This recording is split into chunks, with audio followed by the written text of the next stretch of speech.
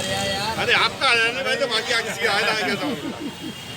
आपका आना चाहिए बस।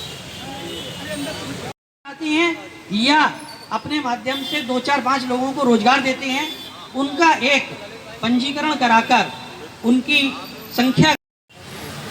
बहन अनुपमा गौतम जी,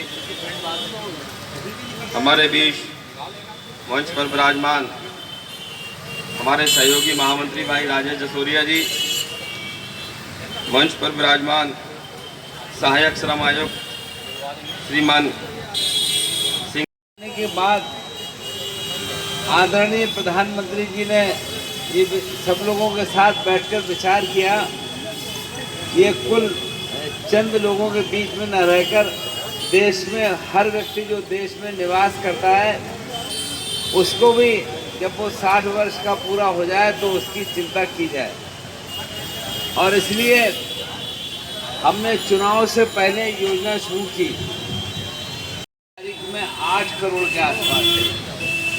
और ये मैं इसलिए कह रहा हूँ कि जब हम लोग सरकार में आए तब ये संगठित मजदूरों की संख्या 6 करोड़ के आसपास है। हम लोगों ने जो योजना बनाई उससे संख्या 2014-15 के बाद बढ़कर आज 8 करोड़ हो गई है।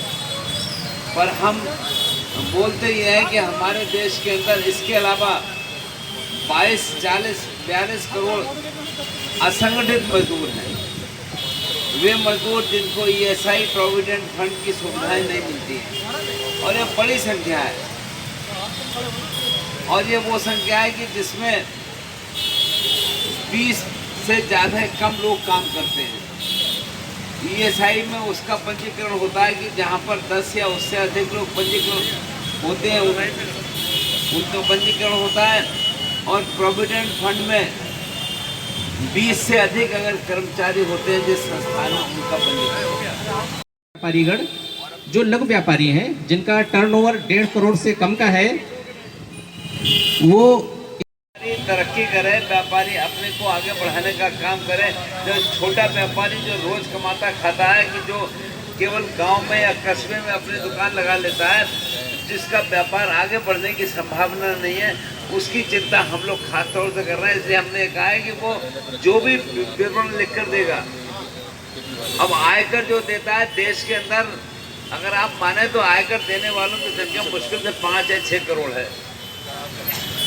हम जब सरकार हमारी आई थी तो ये संख्या किस तरीके से योजना लघु व्यापारी मानधन योजना लोगों के लिए बहुत ही आश्चर्य की बात है कि पेंशन केवल अधिकारियों और कर्मचारियों का हिस्सा होता है, ऐसा नहीं है। प्रधानमंत्री की सोच पूरे देश में सबके लिए जो 60 वर्ष से अधिक आयु का हो जाएगा। चुनाव से पहले मार्च के महीने में हम लोगों ने छोटे मजदूरों को पूछा, जिनकी संख्या देश के अंदर 40 करोड़ के आसपास है, योजना को लागू करने का काम किया। अच्छा उसको हमको रिस्पॉन्स मिला और चुनाव के बाद भी अब तक 40 लाख लोग पंजीकरण करा चुके हैं। इसी से प्रभावित होकर हमने लघु व्यापारी मानधन योजना, वे व्यापारी इनका व्यापार 1.5 करोड़ वार्षिक से कम है और जो आयकर नहीं देते, वो जो भी लिखकर देंगे विभाग उसको मानेगा। और उसके आधार पर उनके लिए जब वो 60 वर्ष के आयु हो जाएंगे तब उनको कम से कम 3,000 रुपये मासिक पेंशन मिलने का काम कर रहे हैं। और इसमें एक अच्छी सहायता हमको मिल रही है और बहुत छोटे व्यापारी महसूस कर रहे हैं। और देश में ऐसे छोटे व्यापारियों की संख्या 3 करोड़ के आसपास है। इसमें ये भी है कि जब वो अपने आय के दौरे में ऊपर निकल जाएंगे, 1.5 करोड़ से ऊपर का उनका बिजनेस हो जाएगा, तो वो जितना पैसा उनका जमा है मैं ब्याज के उनको मिलेगा। व्यापारी मानधन योजना करके व्यापारियों की बहुप्रतीक्षित मांग को पूरा किया है, जिसमें व्यापारी को 60 वर्ष का होने के बाद उसको 3,000 रुपये मासिक पेंशन दी जाएगी। हम व्यापारियों की बहुत पुरानी और बड़ी मांग थी कि सब लोगों को पेंशन मिल सकती है, तो व्यापारियों को पेंशन क्यों नहीं मिल सकती। दूसरा, प्रदेश सरकार ने ये निर्णय लिया है कि अब उत्तर प्रदेश में प्रत्येक दुकानदार का पंजीकरण किया जाएगा। हम पहले कहते थे कि हमारी इतनी संख्या है, सरकार हमारे आंकड़ों पर गौर नहीं करती थी। हमें खुशी इस बात की है कि सरकार हमारी प्रत्येक दुकान का पंजीकरण कराएगी और निश्चित रूप से वास्तविक रूप से हमारी जो संख्या है, जो सरकार के आंकड़े में आएगी।